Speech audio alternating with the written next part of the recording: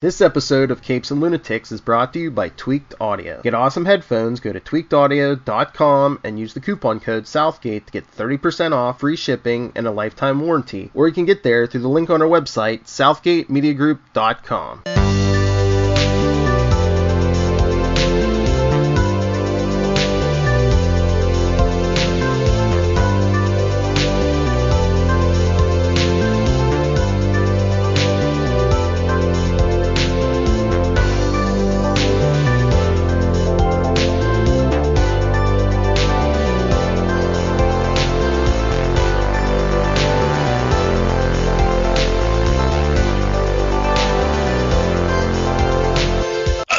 Me hearties, and welcome once again to Full Stream Ahead. I am your captain, Charlie, the Professor Esser, and with me as always is my skinny rich friend. It's Mozz.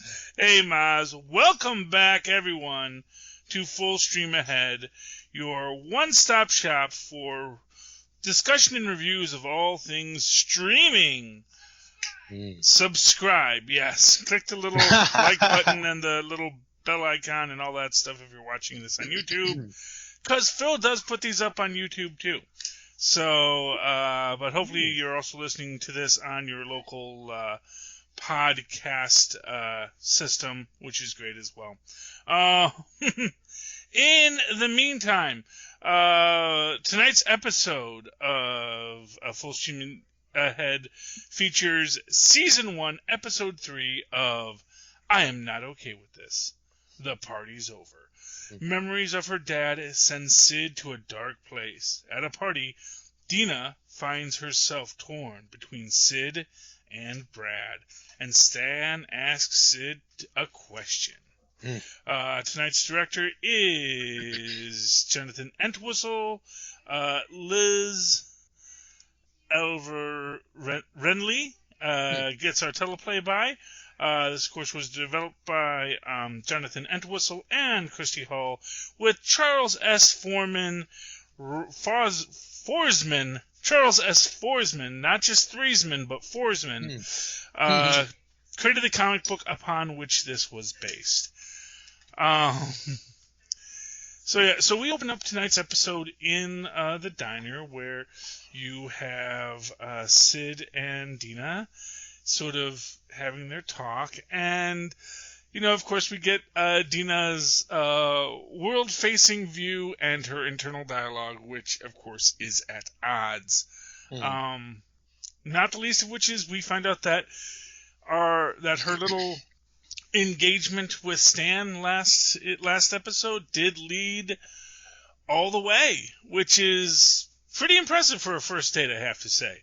I mean, granted, you know, limited time and there are extenuating circumstances for her, but yeah, they went all the way. And that is a big shock to everybody, and not the least of which was, I think, Sid, who we do find out throughout this episode, you know, kind of started to realize why it was she wasn't that interested in having a boyfriend. Yeah. Although it's interesting because she herself does not figure it out yet. Which I think is a very interesting quality of the relationship, because we start to realize in this that there is this deeper feeling, at least from Sid's point of view, with her relationship with Dinah. Or Dina. It's Dina. They say it as Dina. That even Sid is not understanding at this point. And, you know, how in this emotional moments, as they're working through their sexual and emotional growth, how those platonic relationships that you had in your youth do not directly translate into the relationships that you're now, the amorous relationships that you're now seeking. And I think this leads to the confusion because, of course, Sid had a perfectly acceptable platonic relationship with Stan. You know, she had a perfectly acceptable platonic relationship with Dina. And once everyone else starts converting all of the platonic relationships they have now to amorous relationships, that this is where she kind of gets caught flat-footed, because, of course, she just assumes that her proper guidance on this is to, you know, bow to social norms and find someone who is cool, who is neat, who is a very good person that she would like to have as her partner or buddy in Stan.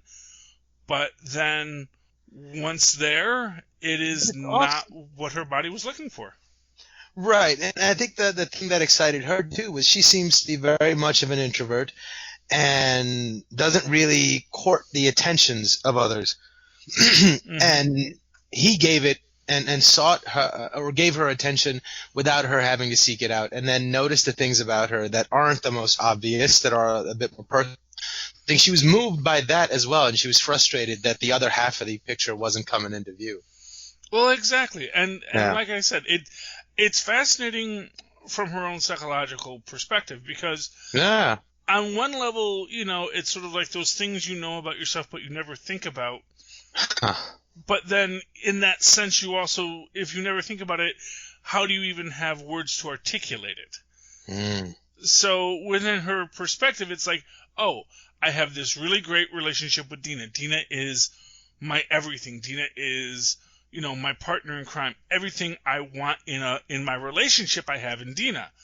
And like Dina says here, you know, I've never even heard you talk about boys. Because why should she? She's got Dina. You know, she never had that interest in that other in that other half of the equation. You know, what was interesting in her life is, as far as other people go, you know, Stan is an interesting person and fits into her universe very well. You know, and you know, I see how she gets this perspective of not realizing where she wants to be, because, you know, obviously, arguably, her amorous thoughts are not at the forefront in her mind. And so she's not even thinking about what she wants to do amorously. She's thinking what she wants to do relationship-wise. And on a platonic level, you know, Dina is great and Stan is great, so why wouldn't it all flow the way it's supposed to? Right. But then it doesn't. Which is the core dynamic of this episode, which is her unraveling this puzzle in herself. Right. Who am I? Do I like this? Oh, maybe. Oh, I like this. Yeah. I guess this is what you know. Yeah, but then you have the... You know, what is the difficulty of this situation? Because, you know, when 90% of the world is one way, and you reach out beyond that 90%, the odds of you getting rejected back are a lot more, you know? Yeah. You know, you think about that idea that, you know, if you're of the 90% and you're courting the other 90%, you still get shot down a lot. You know, it is just as likely that, you know, Stan's going to be like, oh, I like you, Sid, but, you know, not in that way, you know. And then you're going to go, hopefully likes me and in that way. And I'm trying to find out if this other person is part of the lucky 10% with me. And, you know, so, man, it's got to be rough out there, is what you can say. Yeah.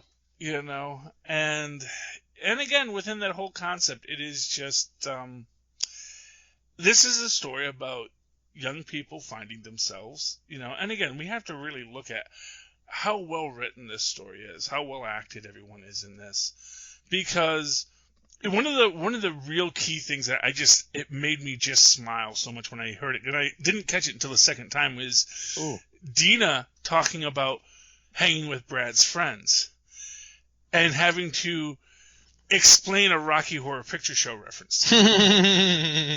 Because these friends had never been to the Rocky Horror, which, first off, in my mind, it's like, how can you never have been to the Rocky, or at least not have it in the zeitgeist where, oh yeah, I know. I know who those Tim Curry memes are about, you know? Yeah, no, but at the same time, I remember in high school there was a certain group of people that knew what it was, and there was a certain group of people that didn't know what it was. And there was a certain group of people that took pride in the fact that the other half didn't know what it was, and they did. Yeah. But it was one of those issues. Yeah. I guess for me, it's just a weird aspect of I've always assumed everything about my life was the norm for everybody.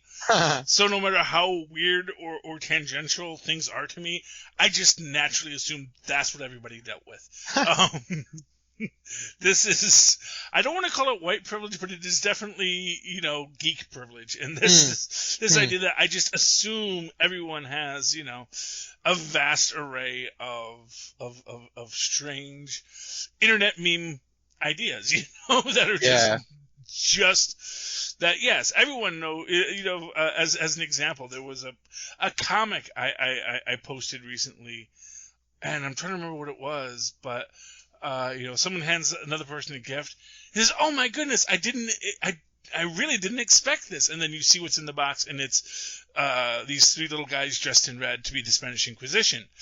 But it doesn't say it's exactly. And you laugh, and I laugh. But it struck me, man, there are so many other things that you have to know. You have to know who Monty Python is, and you have to know the Spanish Inquisition gag from the Flying Circus. If you don't get that, you're going to say, why are the little red people in the box? What is that? And it was kind of like, very crudely drawn. So it's like, are they supposed to be penises maybe? And I can see a lot of people not getting this joke because they don't have the context, Right. And at this point is where a reference, a Shaka when the walls fell, and again something that, and I hope I'm remembering that quote right, because I may be missing it. That if you don't know that Next Generation episode of the person who's, I guess, he speaks only in cultural references. His entire language is based off of cultural references. That, if you don't know what that references to, then you don't know why. What he's actually trying to say. Exactly. And you don't get the reference to that episode if you don't know that episode, trying to talk about how you need to know references to understand the conversation. So. But that also highlights, again, what you might expect in that teenage world where people are, for the first time, especially, and of course this is what happens, as an example, next year, Benjamin's going to go to a completely different high school. Completely different kids from the kids he's gone to high school with for the past 12 or 8 years, It's going to be all new kids, all new things, all new experiences, whole different part of town, and that is where you start getting a lot of different cliques and different groups, and where you're going to have people starting to move between them. And where you're first going to start to see, oh, hey, there are people who don't know this thing.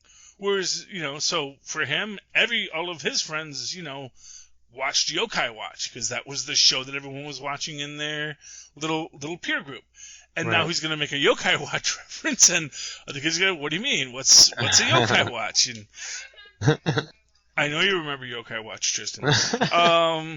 And all of these things, you can hope that you have a nice, cultural universal language like Pokemon to fall back on.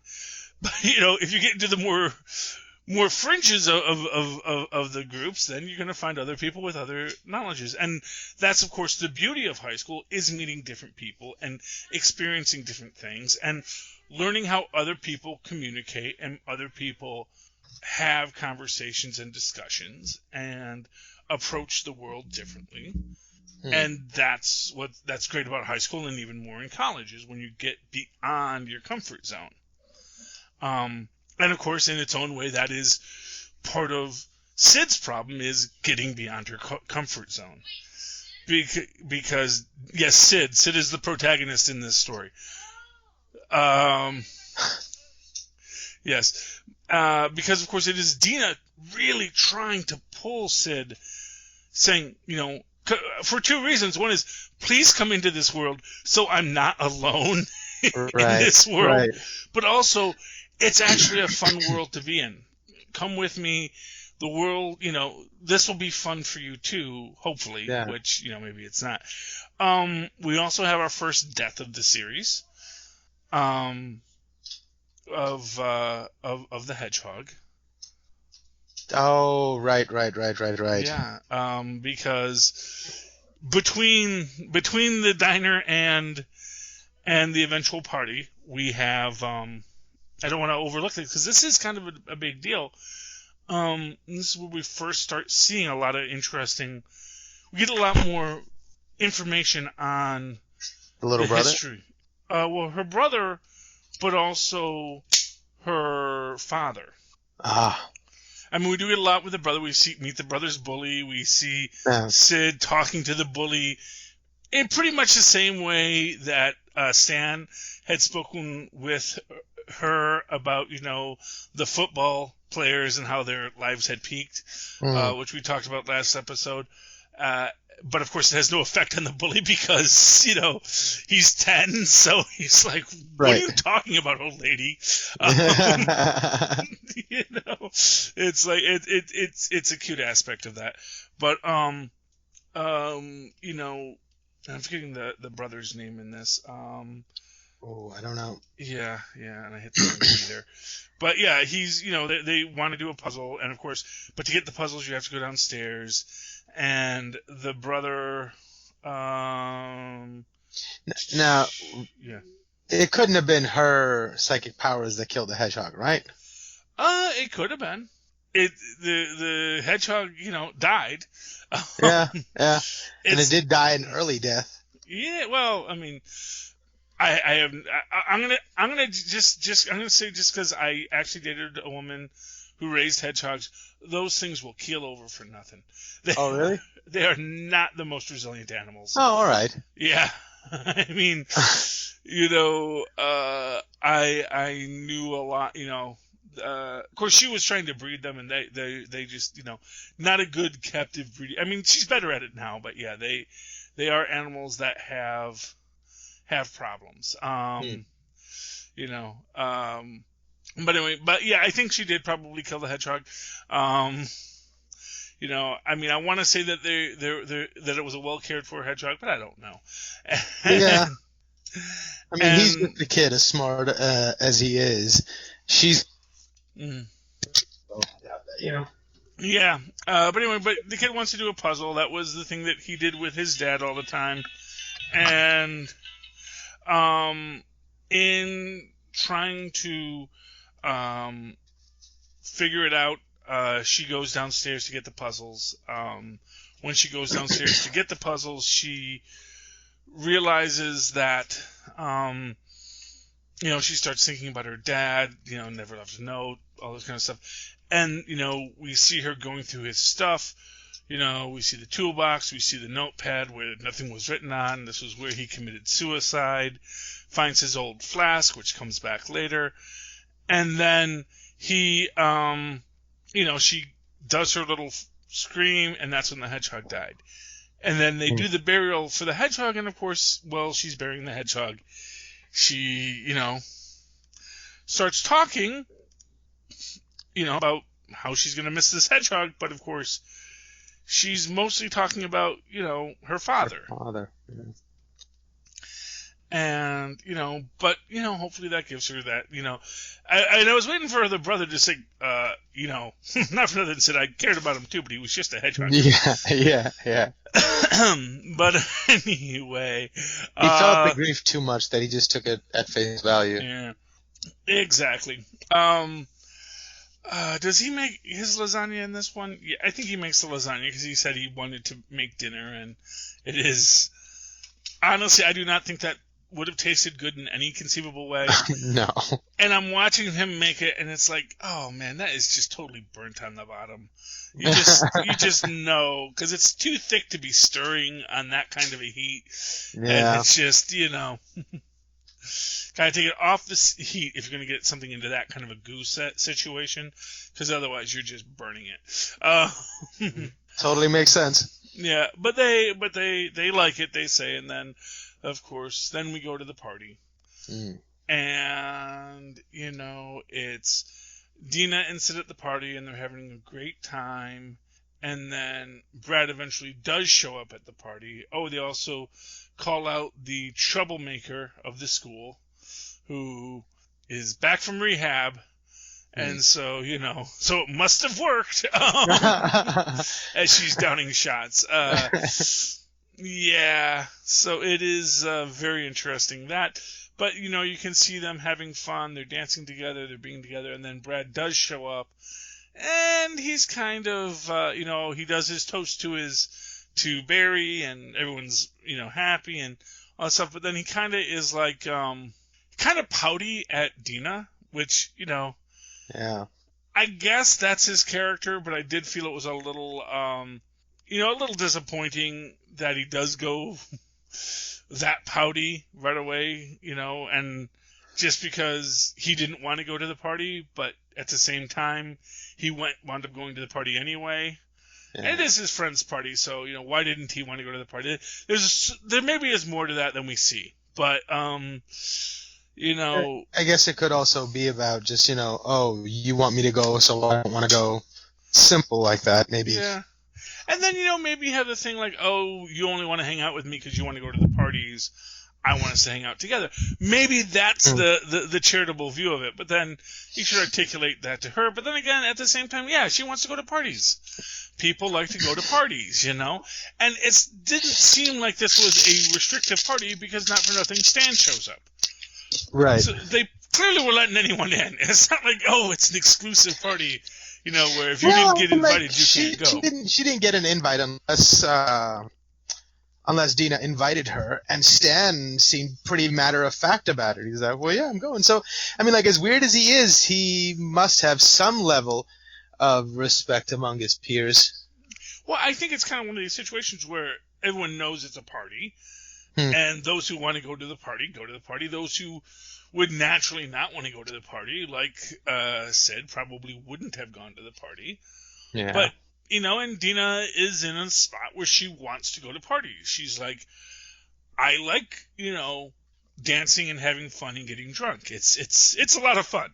I think we can all agree to that point at least. It is a lot of fun. And so in that sense, she comes to the party. But then once Brad comes in, does his little pouty thing, he's saying his ankles, and I guess he just sprained his ankle because it's not in a cast or anything. So he sprained his ankle's hurting him, and of course, for what it's worth, he's probably going through a lot of stuff because if he did just hurt his ankle, he probably doesn't want to dance. Yeah. Oh, she made me get up, come to the party. She knows my ankle's messed up. Yeah, so maybe that's some of his poutiness, and it doesn't have to make sense. He's, it's like people. He's a teenager, yeah. Exactly, and he's not. He hasn't learned enough lessons to figure himself out to be a good person yet. So it's like it is what it is. We don't know what his bag of hammers is yet. Yeah. They do have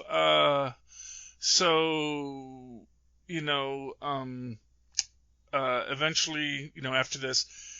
Dina goes to see, what's up with Brad.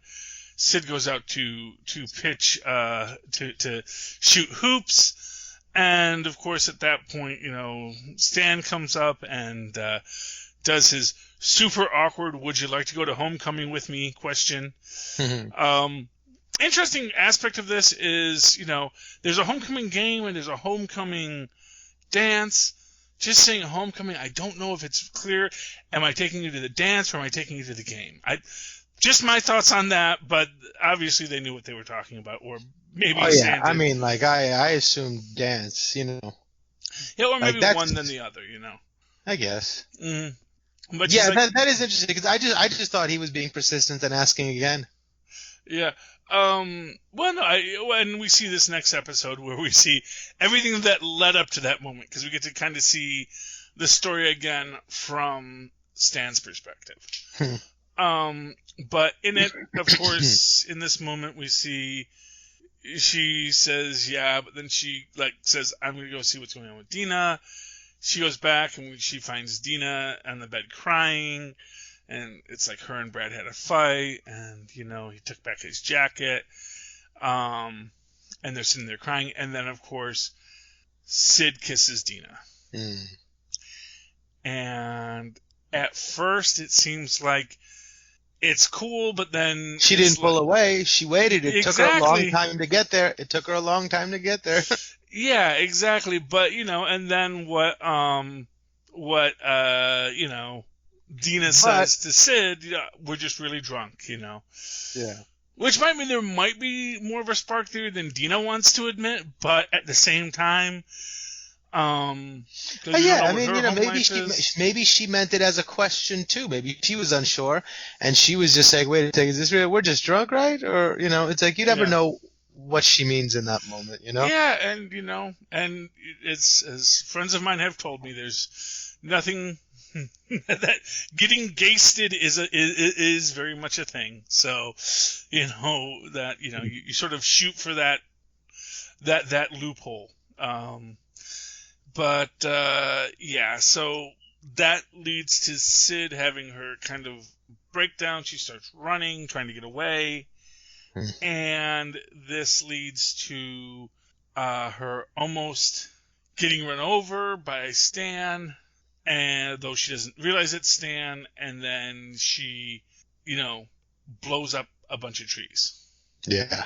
Like massively blows them up. Like the biggest explosion we've seen to date. And we see Stan sort of standing behind her, and she basically threatens him. She's pretty scary violent right quick. Yeah, well, and it does, and I'm sure for poor Stan, he really doesn't know where to go with that. And fortunately, he doesn't have to answer it then, because that's when the episode ends. Yeah, we don't get her going to the watchtower in this, do we? No, that's the next episode. That is next episode. Okay, so yeah, we'll talk about that next episode as well. So, in the meantime, any final thoughts on tonight's episode, Mozz? No, I just I love that you get her testing the ground and testing who she really is. And the story with her and Dina was really fun this episode. Yeah, it was. It's great to see that real friendship relationship with it, and how these things can go awry, and also maybe how there is redemption or something's to come from this that will be better, hopefully. But as it sits, that's where they find themselves. Pardon me. I'm really looking forward to the next episode, which we'll talk about next week. But in the meantime, Mozz, if people would like to reach out to you and discuss all of these wonders with you, how can they do so? Or they can email me at mozzmanzoor@gmail.com, or find me on Facebook under Mozz Manzoor. That's MOZZ MANZOOR. And, of course, be sure to support our sponsors here on the Southgate Media Networks and Capes and Lunatics. Who's our... man, I've got our audio company. I can't think. I have Phil's voice in my head. I hear it every episode, and now I've forgotten it. But, hey, at the start of this episode... Tweaked Audio. Tweaked Audio. There we go. Tweaked Audio. Be sure to get your Tweaked Audio headphones, the only headphones you should be listening to these podcasts on. Support Hunt a Killer, and, of course, Pod Life, the book. The book we have published from the Southgate Media Empire that has the tales of men and women who have come to podcasting in various ways and are speaking from the heart about how podcasting has affected their lives and what podcasting means to them. So if you're into podcasts, this is a perfect book to read here if you're sitting at home with nothing else to do, which you may well be. Just go down to the Amazon link in the show notes, click it, go to Amazon, download Pod Life the book, or any book. I just downloaded the collected Conan sagas from by Howard at the recommendation of J.M. DeMatteis, who we interviewed on Capes and Lunatics last week. So, just to tie it all in together, you can look for that. Scroll up or scroll down, look for that interview. It's a lot of fun. We talk a lot about Conan and the new Red Sun Superman film. So all that kind of stuff. Look for that. And then once you've done all these things, write to me and tell me what you thought about it in that old-fashioned email way, the way our mothers and fathers once did. Yes, we have mothers and fathers at superconnectivityblog at gmail.com. That's superconnectivityblog, all one word, at gmail.com.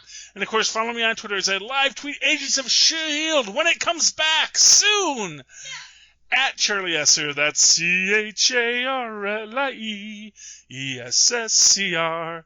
Look for the 2 E's in the middle. For quality. Bing! Thank you, Mozz. All right, me hearties, you have survived another night on the wine dark seas. Please come aboard again next week as we forward on, full stream ahead. Arr!